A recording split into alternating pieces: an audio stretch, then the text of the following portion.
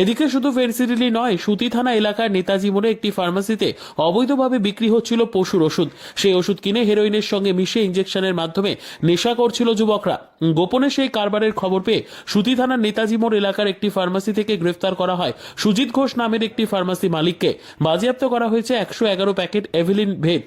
ধৃতকে জঙ্গিপুর মহকুমা আদালতে পাঠিয়ে পুরো রহস্য জানার চেষ্টা করছে পুলিশ। এদিকে সুতি থানা পুলিশের তৎপরতায় মাদক কারবারের সঙ্গে যুক্ত অপরাধীদের গ্রেফতারের প্রশংসা করেছেন সাধারণ মানুষ।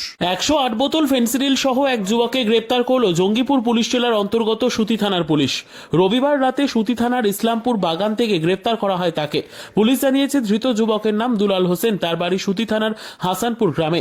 ধৃতের কাছ থেকে 108 বোতল ফেন্সিডিল বাজেয়াপ্ত করা হয়েছে। কতদিন থেকে এবং আর কারা ফেন্সিডিল কারবারের সঙ্গে যুক্ত রয়েছে তা খতিয়ে দেখা হচ্ছে সুতি থানার পুলিশের পক্ষ থেকে।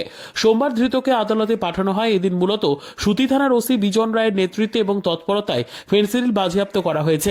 এদিকে শুধু ফেন্সিডিলই নয়, সুতি থানা এলাকার নেতাজি মোড়ে একটি ফার্মাসিতে অবৈধভাবে বিক্রি হচ্ছিল পশুর ওষুধ। সেই ওষুধ কিনে হেরোইনের সঙ্গে মিশিয়ে ইঞ্জেকশনের মাধ্যমে নেশা করছিল যুবকরা। গোপনে সেই কারবারের খবর পেয়ে সুতি থানার নেতাজি মোড় এলাকার একটি ফার্মাসি থেকে গ্রেফতার করা হয় সুজিত ঘোষ নামের একটি ফার্মাসি মালিককে। বাজেয়াপ্ত করা হয়েছে 111 প্যাকেট এভিলিন ভেট। ধৃতকে জঙ্গিপুর মহকুমা আদালতে পাঠিয়ে পুরো রহস্য জানার চেষ্টা করছে পুলিশ। এদিকে সুতি থানা পুলিশের তৎপরতায় মাদক কারবারের সঙ্গে যুক্ত অপরাধীদের গ্রেফতারের প্রশংসা করেছেন সাধারণ মানুষ।